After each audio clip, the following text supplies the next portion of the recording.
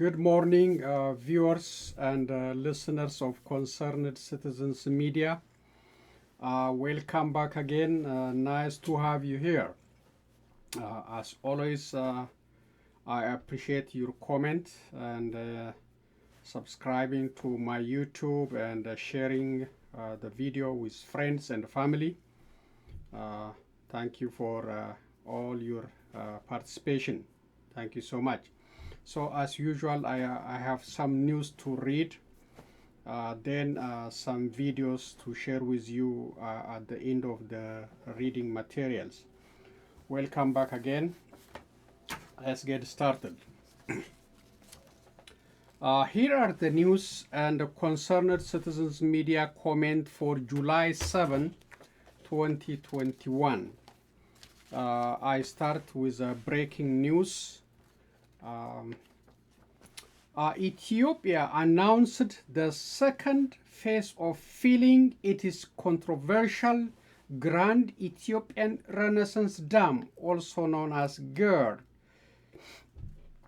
Ethiopian officials informed Egypt and Sudan about this second phase of filling. Both countries vehemently opposed the second filling without Ethiopia signing a binding agreement about the filling of the dam and its future operations. Egypt said this Ethiopia's unilateral move violates international laws and norms that regulate projects built on the shared basins of international rivers. Egyptians are expressing their angers on social media, even calling on their government to act against Ethiopia before too late. On the contrary, Ethiopians at home and around the world are cheering this news with pride and exchanging congratulations. Egypt and Sudan have been threatening Ethiopia with warning, joint military exercise, diplomatic pressures, and other tactics. So far, no incident is reported on this news. The United Nations is expected to have a meeting on this issue on coming day or days. Credit Al Jazeera News Agency. So that is the breaking news. It was expected on part of Ethiopia to conduct its scheduled second phase of filling this hydro dam project, and Sudan and Egypt, they try to stop it through all means, diplomatic, military exercise, signing agreement with Djibouti, Kenya, blah blah, all. So now it's happened. Second filling is conducted, and now the attempt is I don't know what they're gonna do. I know they called for a United Nations meeting, and the United Nations keep emphasizing to use the mediation African Union to settle the issue. So Egypt and Sudan went to Arab leagues and United Nations, and Ethiopia still insists on dealing with it under African Union umbrella. So that is the situation, and it happened as expected. Now second filling is conducted, and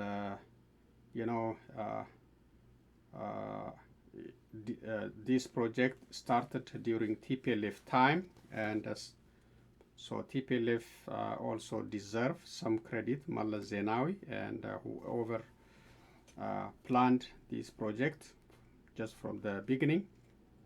Abiy Ahmed cannot take complete credit for this.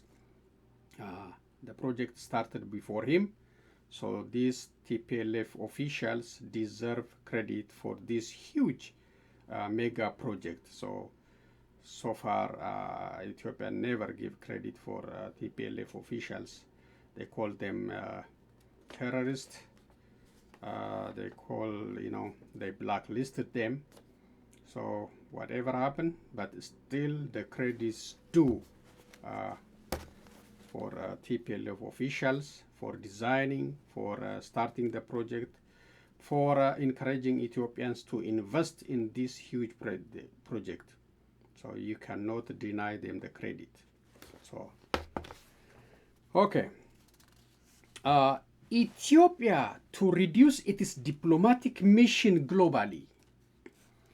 Ethiopia said she is planning to shut down about 30 of its embassies around the world due to the country's financial challenge.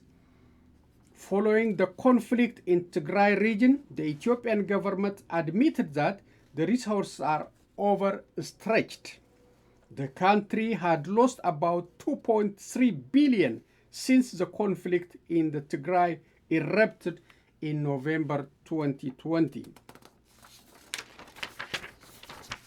Prime Minister Abiy Ahmed also suggested firing drivers of different government ministries and requiring the ministers to drive government vehicles themselves. Domestic conflict and international diplomatic isolation and financial aid restriction to Ethiopia are showing signs of economic pressure on Abiy Ahmed administration. Ethiopia didn't mention which embassies would be closed, except some news about Kenya. Ethiopian embassy in Kenya will be closed. For how long and how much money could be saved, and how Ethiopians' mission would be represented in these countries where the Ethiopian embassies are closed. So Ethiopia is in a very, very difficult situation under Abiy Ahmed. On the one hand, there is domestic conflict, ethnic tension, so many people in prison, political, non-political citizens are in prisons. War is still waging in right now in Western Oromia, heavy war between OLF and the government, plus Eritrean forces, and unnecessary domestic conflict, unnecessary domestic war. It could be resolved through diplomatic, dialogue, but Abiy Ahmed, he want to finish everything with guns. He tried on Tigrayans, it didn't work for him. Now he's working on Oromia region. Now the fighting is intensified in these days. It has been going on for the last 3 years, but he bring all the forces from Tigray. Now he using them in Oromia regions. So that is the situation. So domestic conflict, domestic war, command post in Benishangul, command post in Oromia, command post everywhere.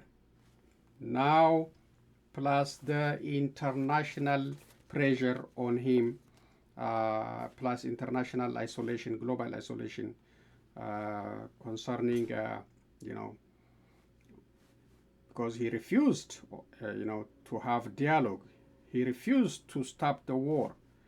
So that's all things, plus unemployment, inflation, and life expense. All these are, the faces of Ethiopia under Abiy Ahmed. And he don't know how to resolve it. He's a failed leadership. Concerned citizens media called upon him multiple times to resign peacefully and transfer the power to the public. But he refused. He is still, cheating Ethiopians, lying about everything, and he want to stay. Now he is a winner of the election, this fake sham election. He want to continue for the next 5 years. He don't want to give up power like Haile Desalegn, his predecessor. That guy is relatively smart. It didn't work. He gave up. But this guy, he want to continue the killing. He want to continue lying to Ethiopians, and he want to keep his position, his power. So that is the situation now even he cannot handle the salaries for embassies. Never happened before. I never heard under TPLF or before that embassies closing. So this is a situation. Another tense situation still going on is between Amhara and Tigray region. The situation is still fluid, high tension. Several media are reporting Tigray Defense Forces are sending heavy armored fighters to the area, such as Walqait, Raya, Humara, to the Amhara, and the Amhara took from the Tigray region's administrating under the pretext of law and order operation, which lasted almost for 8 months. The Amhara administration also calling all Amhara militia and the special forces to get ready to defend these law and order gains from TDF forces. And the federal government is also in support of the Amhara region. This is a quote from Abiy Ahmed. Let them try to attack Amhara. We shall respond with equal forces. Prime Minister Abiy Ahmed had warned TDF fighters last week.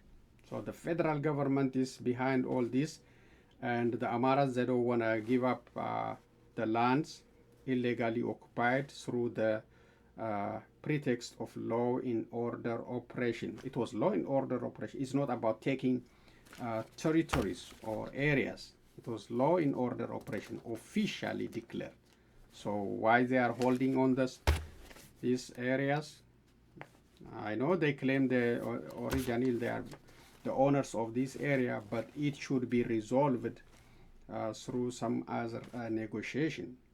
You cannot take by force, because the operation was not to take the land. The operation was, law in order. So that is the situation. The situation is still tense, very tense. War could break, could come back again. Oromo political prisoners refused to appear for their court hearing again.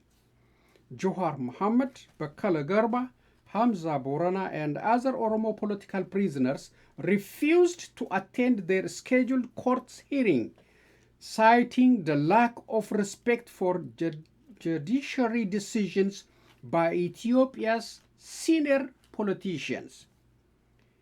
In their previous letter to the court, these Oromo political prisoners mentioned the cases of Colonel Gamachu Ayana and Abdi Ragasa, the two senior Oromo Liberation Front officials, released of their crimes the government accused of them doing, but rearrested and taken to unknown detention center by undercover operatives with the blessing of the Prime Minister Abiy Ahmed. So they say it's meaningless to appear in in the court. It is a waste of time for lawyers, for themselves. So they say the system is not working, there is no justice, and it is useless to appear in court. That's why they reasoning. And anytime you can be accused, if the judge see the left and right all the evidence and say you are free, you should be a free man. You cannot be rearrested again by undercover operatives with the blessing of the Prime Minister. That is wrong. That is injustice. So these politicians, they are right to refuse to stay in jail until the system is fixed. So that is the situation. Okay, the next one. Ethiopia rejected Arab League's unwanted intervention in dam crisis. Ethiopia today rejected what it described the unwelcome interference by the Arab League in the Renaissance Dam crisis. and the Security Council, in which it supported the position of Egypt and support regarding the dam crisis. Yesterday, the Ethiopian Deputy Prime Minister and Minister of Foreign Affairs, Demek Mekonnen, sent a letter to the Security Council President in which he expressed Ethiopia's disappointment with the Arab League for addressing the United Nations regarding an issue that does not fall within its scope. Ethiopia is in the process of filling its 5 billion Grand Ethiopian Renaissance Dam near the border with Sudan, which it says will provide the country with much needed electricity and economic regeneration. Egypt believes it will restrict its access to Nile waters. Egypt is almost entirely dependent on Nile water, receiving around 55.5 million cubic meters a year from the river, and believes that filling the dam will affect the water it needs for drinking, agriculture, and electricity. Cairo wants Ethiopia to guarantee Egypt will receive 40 billion cubic meters or more of water from the Nile. Ethiopian Irrigation Minister Bekele said Egypt has abandoned this demand, but Egypt insists it hasn't, and it issued a statement to this effect. So Egypt is trying everything, as I said, using the Arab leagues as mediators and attempting to force that the United Nations or to hold Ethiopia not to fill the second phase. It's already done now. The second filling is already started. Ethiopia already announced it, let Egypt know, and the United Nations, they know, the United States, they know, all of them, and I know they're gonna have the hearing, as I said, maybe Thursday or before or after Thursday, to see what they can do. It's already the feeling started what Egypt wants, so we don't know. The situation is tense anyway. Okay, the last reading for today. We are in a new epidemic. Cuomo issue first in nation disaster emergency on gun violence in New York. New York Governor Andrew Cuomo declared gun violence a statewide disaster emergency on Tuesday as part of a wide-ranging plan aimed at cracking down on illegal guns and gangs amid a troubling surge in shooting across New York. The disaster emergency order is the first of its kind in the country and allows the state to quickly allocate money and other resources to areas of New York where gun violence is running rampant, Cuomo said. Gun violence must be treated as public crisis like COVID-19. If you can beat COVID, you can beat gun violence, the governor said. We are in a new epidemic, and it is gun violence, and it is a matter of life and death also. Cuomo's order frees up to a total of $138.7 million for gun violence intervention and prevention program.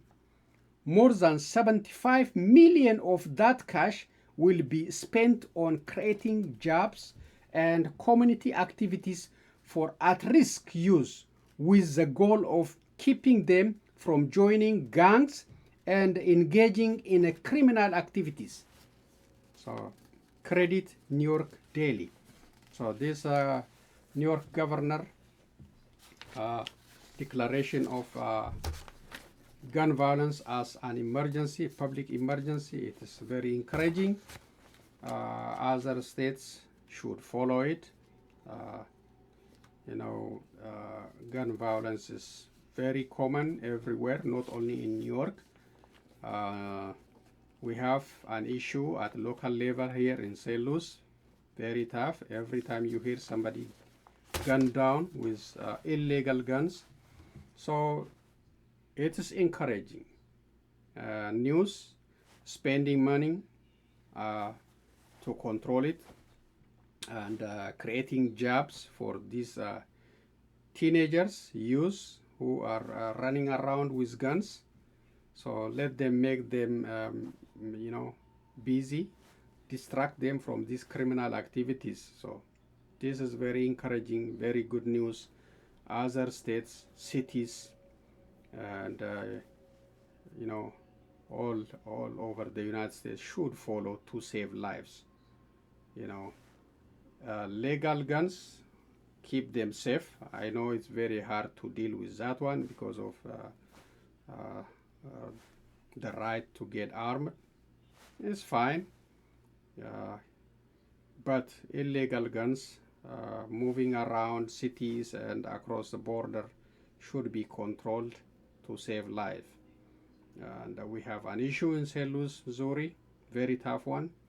So cities, they have to adapt like in New York, invest in youth, create job, work with communities in prevention those crimes and activities that can help to prevent the violence, gun violence, and the gang groups. So I really appreciate the New York governor for taking a stand on this serious matter. He says it's a life and death situation. Yes, he is right. That is right. And Americans should get serious about those illegal guns.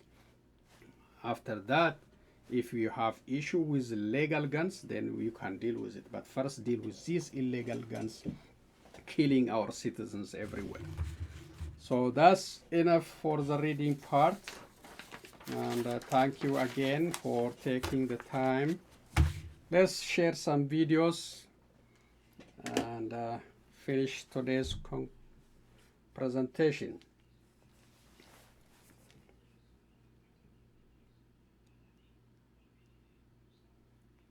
So the first one is from State Department on the issue of the dam and conversation between Abiy Ahmed and Secretary Blinken. So let's listen.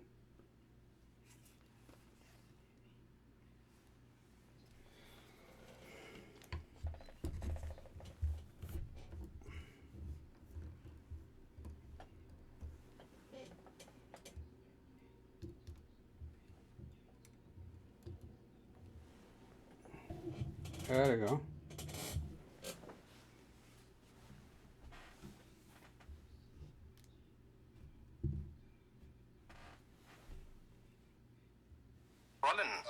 Well, I thought I was going to be asking a follow-up because I thought you were going to talk to the topper about the Ethiopia call. Let me just ask that Ethiopia question very briefly and then move on to something else. In the call that you guys read out with Prime Minister Abiy, it talked about Tigray and Amy did it. Jason did it. And Joanne did it. They all did it at STLFreshStart.com, the #1 place. Troops and all that, but it didn't mention anything about the GERD, about the dam. Yep. And as you probably know, the Ethiopians have begun filling it again. And I'm wondering if that came up in the call and whether it did or not, if you have anything to say about that. Well, we did issue a readout of the call with Prime Minister Abiy. We'll let that So readout speak for itself. When it comes to the GERD, what I will say is that we have continued to support collaborative and constructive efforts by the parties involved, and that's Ethiopia, it's Egypt, and Sudan, to reach an enduring arrangement on the GERD. We understand, of course, the importance of the Nile waters to all three of these countries, and we continue to encourage a resumption of a dialogue that we hope is productive and substantive and constructive. In doing so, all along we've supported the AU-led process a process that aims to lower tensions, that aims to facilitate productive negotiations, and to enhance regional cooperation. We do call on all parties to refrain from unilateral action. Any unilateral action that would raise those tensions, that would put greater distance between where we are now and a peaceful, constructive resolution to this. And we call for all parties to commit themselves to a negotiated solution that is acceptable to all sides. Well, so this would be a unilateral action that raises tensions, yes? We have continued to encourage all parties to avoid unilateral actions that would raise tensions. And this is or isn't a unilateral action that raises tensions? I think it is fair to say that this has the potential to raise tensions. Okay. Just want to follow up on Tigray because he started with it. When Secretary Blinken asked Abiy for the withdrawal of the Eritrean troops, and what kind of assurance did he get, or did he get one? Well, again, we're not going to go into the conversation beyond the readout that we did issue. But what I will say broadly is, of course, we all saw the announcement of a unilateral ceasefire late last month, June 28th, I believe it was. What we know is that unilateral announcement needs to be followed up with concrete changes on the ground to end the conflict, to stop the atrocities, and importantly, to allow safe and unhindered humanitarian assistance. The people of Tigray have and continue to suffer tremendously, and the ability of this humanitarian assistance to enter the region unimpeded and unhindered is of paramount importance to us. We call on all armed actors to commit to an immediate, indefinite, negotiated ceasefire so as to achieve these shared objectives. And they include to end the violence, to restore stability to Tigray, and going forward to create a context for inclusive dialogue that preserves the unity, the sovereignty, and the territorial integrity of the Ethiopian state. We further urge all actors and all parties to focus efforts toward resolution of the conflict through, as I said before, inclusive dialogue, and to allow fully unhindered humanitarian access to, in fact, expedite the delivery of that humanitarian aid. And access must include, but of course not be limited to, open transportation corridors and telecommunications infrastructure that would allow for the delivery of this humanitarian assistance for the civilian population. And that includes the ability of journalists to move about freely in the region as well. Can I move on to Afghanistan? Sure. So, did you answer whether the dam came up in the call? Or did it not? I said we issued a readout, and we'll let it's not in the readout. We'll let the readout speak, and I did offer a. I know you did. I just want to know whether he talked to him about it. I did offer a quick synopsis of our policy. Yes. If we have more to say on the call itself, we will be happy to let you know. እንግዲህ እኛ ከወጣን በኋላ ብዙ ዜና ይሰማል፣ ዜናዎች ይሰማሉ። ሰዎች በሃይማኖታቸው ይገደላሉ፣ በሰፈራቸው ይገደላሉ። Okay, that's the Prime Minister speaking to the Parliament and claiming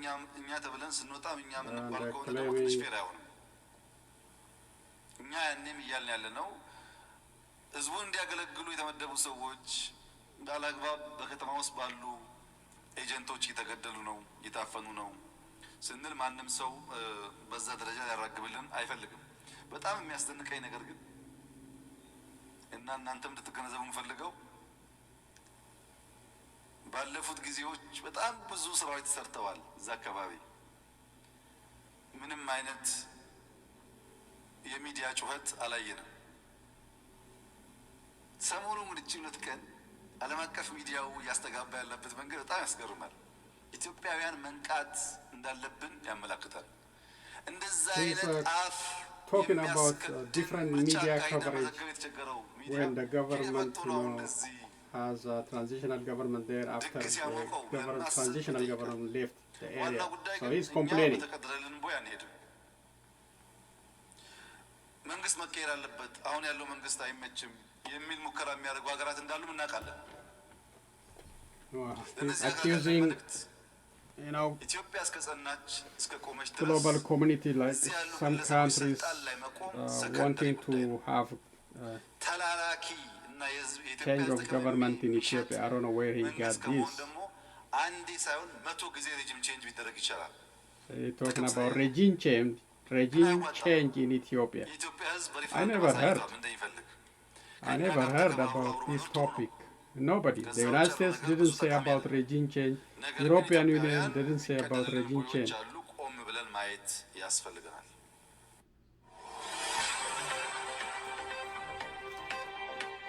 Okay, thank you, Basha. For years, Page Law has been the voice of the seriously injured. We were the voice of a woman when she was struck by a commercial truck. We were the...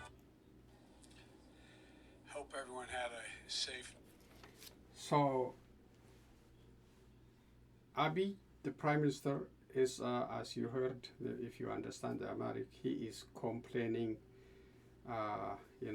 different level of global media coverage. When the transitional government there, when the election, the best election, he said, the country ever had, no media coverage. When the transitional government in Tigray did so many things, no media coverage. So it's mostly complaining about international medias and countries for expressing their concern in the Tigray region, and why they didn't appreciate Ethiopia's election, the best election, he say, democratic election. But that is not true. That's not democratic. The election is conducted in about 50%. Everything is facilitated for the Prosperity Party to win. So everybody they know. But this guy is keep claiming mostly lies. The other thing is nobody said about regime change in Ethiopia.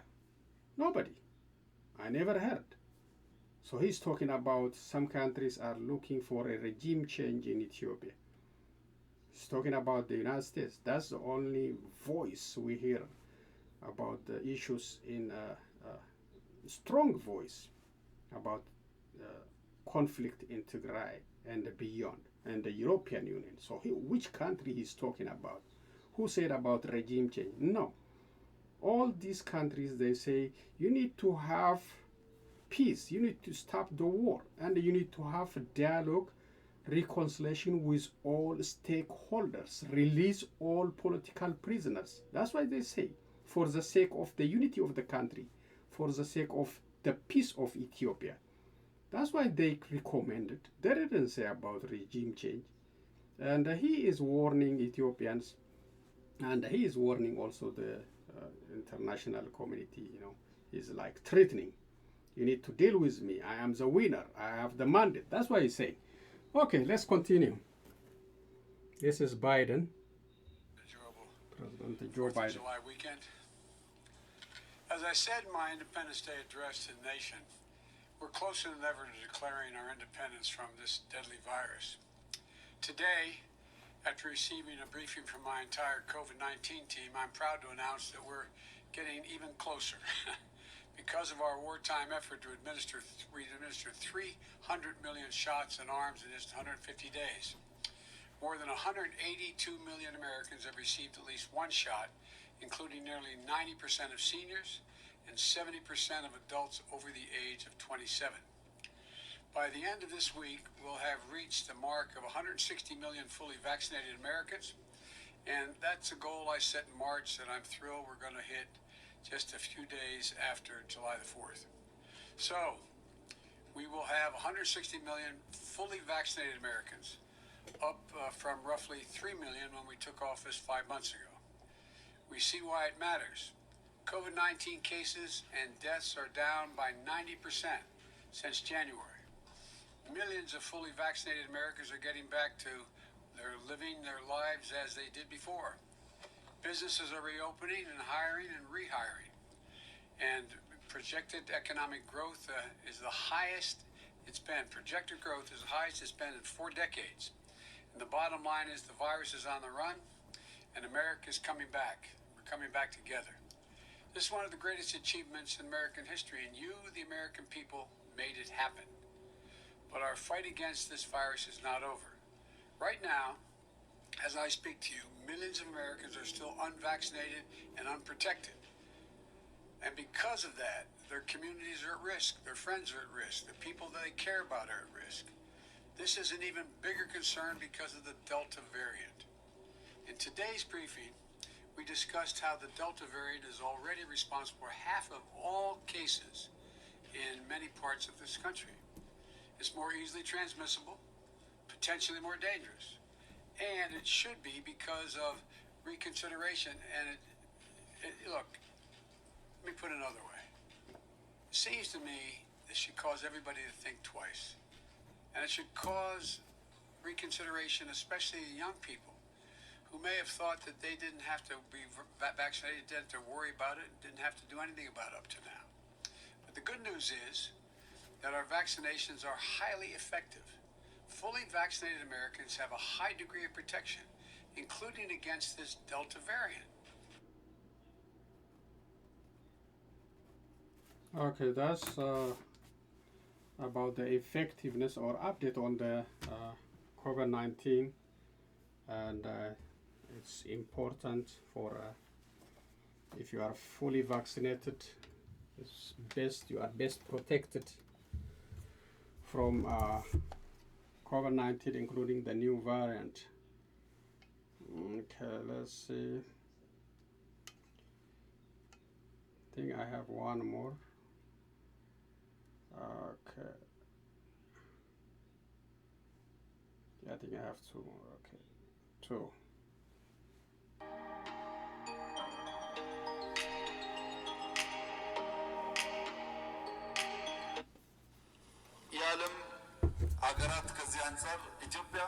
Prime Minister Abiy Ahmed responding to questions from members of parliament. The session was mainly about his priorities on economic development, but the crisis in Tigray was also big on the agenda. What's the future relationship between the federal government and the TPLF? Can there be sustainable peace in Tigray? And is there the possibility of Tigrayan forces taking their fight beyond the Tigrayan borders? The Prime Minister gave more reasons why the military was deployed to the region last November, saying the Tigrayan forces had an expansionist agenda to destabilize the country.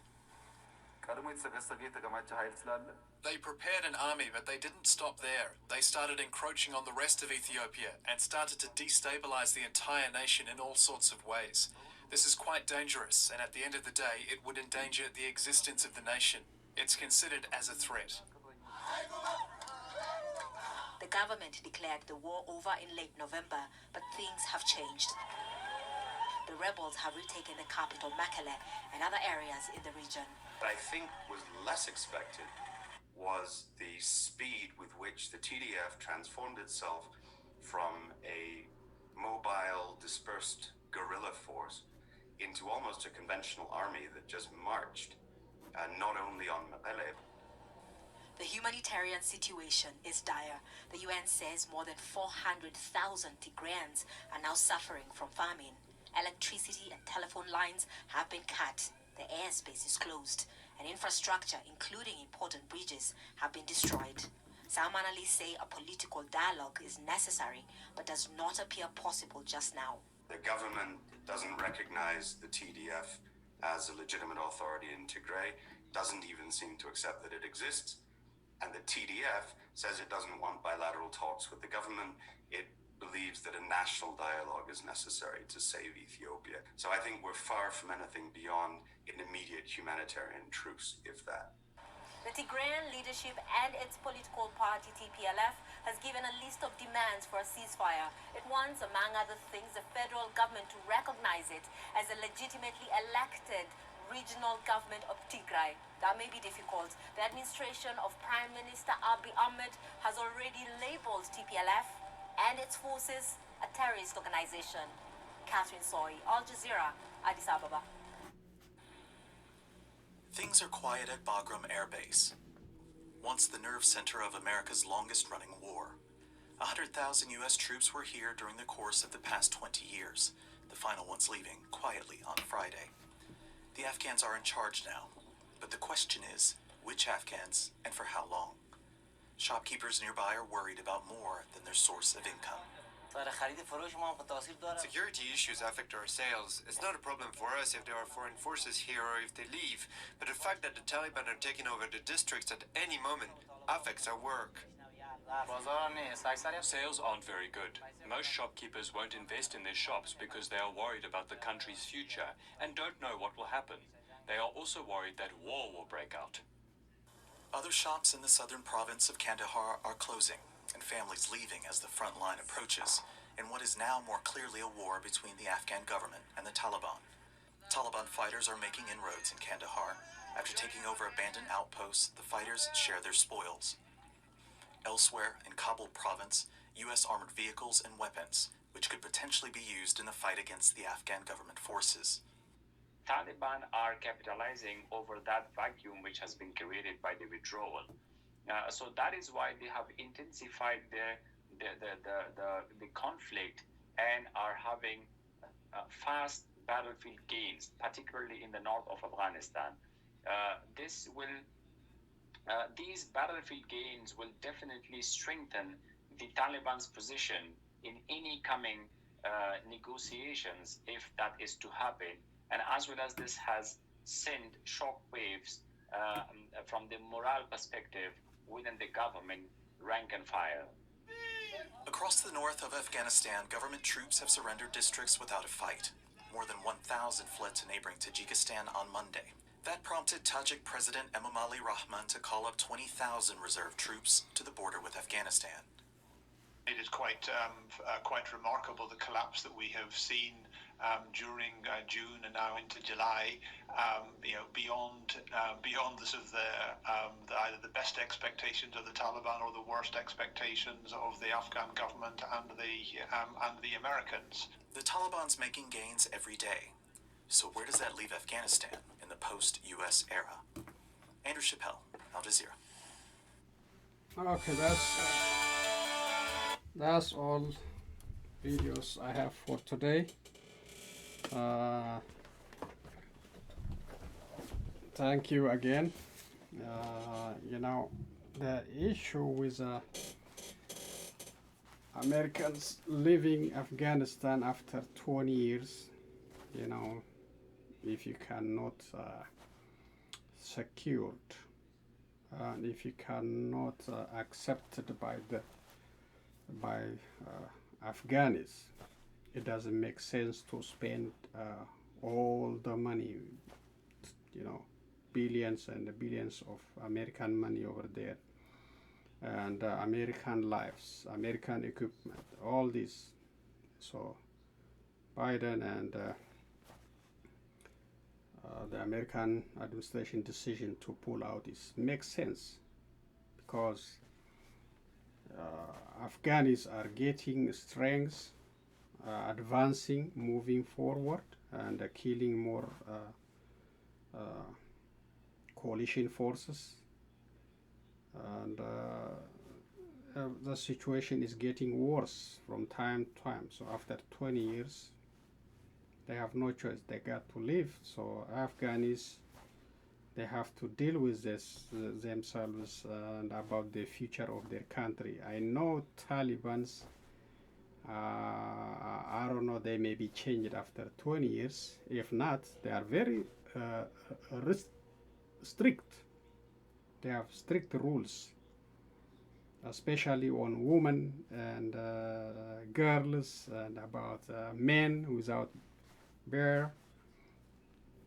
They are very tough, very tough. Women will not be allowed to go by themselves. They have to be accompanied by husband or brother. Girls, like in 1990s, or they are not allowed to go to school.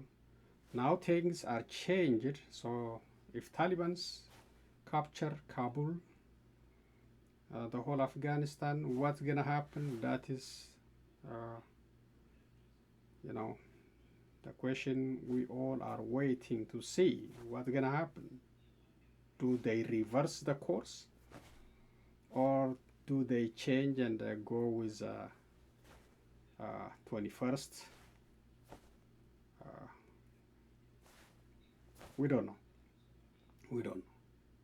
So it is very tough for all the situation is changed. Barbers, shops, restaurants, movies, including movies in Afghanistan. So they're gonna clear all this. We don't know, but they are on the way. They are coming. Talibans are coming. They are coming closer, and nobody can defeat them. The coalition couldn't handle it. Afghanistan, how are they gonna handle it? The Americans, the Europeans, they couldn't handle it. So they come in, they're gonna take power, and I will see what they're gonna do. So that is my comment on that one. Still, the situation in Ethiopia, the hydro dam filling, the second phase. This is, we have to follow it seriously. What's gonna happen anytime, especially from Egypt side, Arab leagues, and Sudan, or the upcoming discussion in the United Nations. What's gonna happen? So we're gonna follow it, and we will report to you. But that's the situation now. Very tense. Egypt is very angry. Sudan is in the same situation. Sudan is already crossed our border. Abiy was still quiet. I never seen a leader like this when the country is invaded, still silent. Yeah, that's the situation we are in now, and our Ethiopia's relationship with the global community is still tense. Nothing is changed, and embassy closing, unemployment, forcing ministers to drive their own or government vehicles. That will increase more unemployment also, because if you force the minister to drive his car to jobs, all these drivers working for the ministries will be laid off or fired. That's another unemployment increase in that country. So Ethiopia is in a very bad shape, really. But Abiy Ahmed still didn't get it, or he ignored it just for the sake of staying on power. But the country is collapsing under his leadership. Thank you again. I will be back with other news and comment. Please share, subscribe to my videos so we can grow Concerned Citizens Media, so we can be voice for the voiceless. I appreciate it. See you next time. So long, everyone.